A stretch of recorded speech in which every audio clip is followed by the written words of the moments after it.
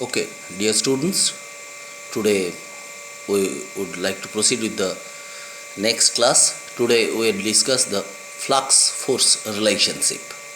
Okay, so to discuss in the beginning we construct this particular model, which is pretty much like the model we discussed in the previous class, with only one difference. There the wall between the compartment 1 and compartment 2 was flexible, but here it is rigid. That means there the volume of compartment 1 and compartment 2 could change, but here the volume of compartment 2 and compartment 2 1 and compartment 2 will not change, but mass and energy will flow as the wall in between is diathermal. Okay, so this is the model, so you can understand easily with the parameters and the drawing. So let us discuss little bit about the model. So let us consider this particular model system where the wall between two compartments are rigid, and as a result dV1 equal to 0 equal to dV2. So the volume of neither the compartment 1 or compartment 2 is changing. However, this particular wall is diathermal and permeable. As a result, heat and matter can flow from one compartment to another. However, the overall system is isolated as the outside jacket is adiabatic. So now, from the experience of the previous discussion, we can write that ds prod equal to d1 into 1 minus t1 minus 1 by t1 minus 1 by t2 minus dn1 into mu1 by t1 minus mu2 by t2 greater than equal to 0. Another term which contains dv1 will not be there, as dv1 equal to 0, and also dv2 will not be there, as dv2 equal to 0. So there will be only two terms in the expression of ds prod. Or we can rearrange it a bit to write ds prod equal to du1 into 1 by t1 minus 1 by t2 plus dn1 into mu2 by t2 minus mu1 by t1. So we just we made this particular sign as positive, taking this thing as negative. So we took one negative sign common out of it, and that's why this became positive. Now we enter the realm of non-equilibrium thermodynamics by dividing the above equation by dt and obtain. So if we divide this equation by dt, what we get? We get ds prod by dt into d1 by dt into 1 by t1 minus 1 by t2 plus dn1 by dt into mu1 by t2 minus mu2 by t2 minus mu1 by t1 is greater than equal to 0.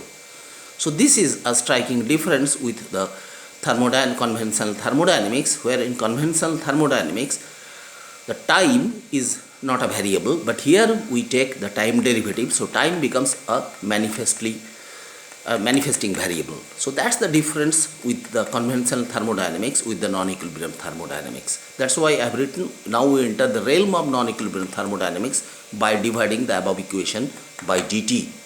Okay, so which is written in the standard notation of non-equilibrium thermodynamics as, so ds prod by dt, so as dx by dt equal to x dot, so we can write ds prod by dt as s prod dot. Okay, s prod dot, that is equal to, we write ju xu, so ju is this, xu is this, jn equal to this, and xn equal to this, that is greater than equal to 0. So this is a notation in non-equilibrium thermodynamics. Ju and jn, they are the fluxes, and ju and xu and xn, they are the forces. So I'll discuss about the fluxes and forces eventually, but you can recall the discussion today starts with the flux force relationship. So we have two terms, new terms, one is flux, another is force. So where ju is du1 by t1 or equal to minus du2 by t2, as du1 equal to minus du2, so we can write it, or similarly jn equal to dn1 by dt equal to minus dn2 by dt. So and xu equal to 1 by t1 minus 1 by t2, and xn equal to mu2 by t2 minus mu1 by t1. So the quantities Ju and Xu are called fluxes of Ju and so they are the fluxes, okay, where Ju is the flux of energy and Jn is the flux of matter, and the quantities xu, so this is page number 2, the quantities xu and xn are called the thermodynamic forces. So where xu equal to, you can easily understand, 1 by T1 minus 1 by T2, and xn equal to mu2 by T2 minus mu1 by T1. So where the non-zero value of these forces are responsible for the flux of energy and matter. If xu and xn is 0, there will be no flux of energy or no flux of matter. So it is to be noted that the fluxes are the derivative of extensive thermodynamic properties. So flux is du1, Ju is du1 by dt or minus du2 by dt, or Jn equal to dn1 by dt or minus dn2 by dt. So U is what? U is internal energy. Internal energy is an extensive quantity, or number of moles. N also extensive quantity. So Ju and Jn, that is the fluxes, are the time derivative of the extensive thermodynamic properties. So, and now if you look at the expression for xu and xn, xu is 1 by T1 minus 1 by T2. So its temperature is basically intensive thermodynamic property, and also chemical potential intensive thermodynamic property. So the forces are the differences in intensive thermodynamic properties. So as a whole, the fluxes are the time derivative of extensive thermodynamic properties, and the forces are the difference between the intensive thermodynamic properties.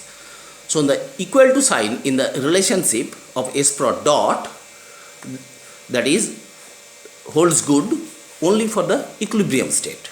Okay, so that is understood. So from here onwards, we will consider only the non-equilibrium systems. So we have discussed, we have kept the equal to sign all along so far, just to mean that the equal to sign will hold good for the system when the system is in equilibrium. But now onwards, we will concentrate only on non-equilibrium processes. So we will deliberately drop the equal to sign and make it, will just keep the unequal to sign, that is the greater than equal to, greater than 0 sign.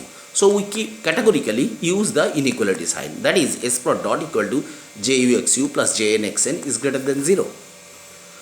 So in the above expression for S prod dot and S prod and S prod dot, ds prod and S prod dot, okay, so in the previous page the expression for ds prod and S prod dot, they are written. So you can find that these two expressions are very different in character. The expression for ds prod, which is equal to d1 into 1 by T1 minus 1 by T2 plus dn1 mu2 by T2 minus mu1 by T1, that resembles with the classical thermodynamic quantities appearing in the equations, depend on only on the properties of each compartment. So du1, the temperature difference or the chemical potential difference, and number of dn, the number of moles, they are all basically the properties of individual compartments.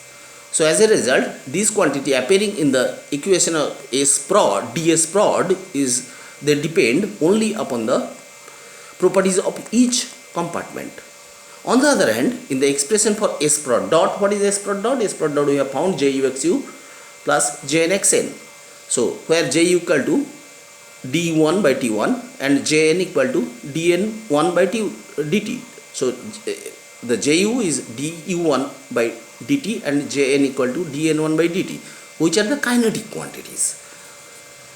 So because the time variable is there, and their value depend not only the properties of each compartment but also upon the nature of the wall separating the two compartments. Because if the compartment is less permeable, dn1 by dt will be different, or more permeable, it will be different, and same about du1 by dt. And the mechanism of transport of energy and matter through the wall. So this is the quantities Ju and Jn, they are entirely dependent upon the property of the wall. That diathermic rigid permeable wall, it will depend upon the extent of diathermality or the permeability of the wall. So that's the difference. So you can find out that the S prod dot, ds prod, that the expression of it is typical thermodynamic equation, but the equation for ds prod by dt or s prod dot equal to du1 by dt minus into 1 by t1 minus 1 by t2 plus dn1 by dt into mu2 by t2 minus mu1 by t1. That's like a kinetic equation. It resembles with the equations we have seen in case of kinetic theory. So that's where the difference lies. So now today we end this discussion, this short discussion, with the fact that we have introduced the concept of time in the non-equilibrium thermodynamics. So we rather invoke the idea of time in thermodynamics and make the thermodynamic equations look much like the kinetic equations. So now onwards we will have this du1 by dt or dn1 by dt kind of things with us all along in our next part of discussions. Okay, thank you very much.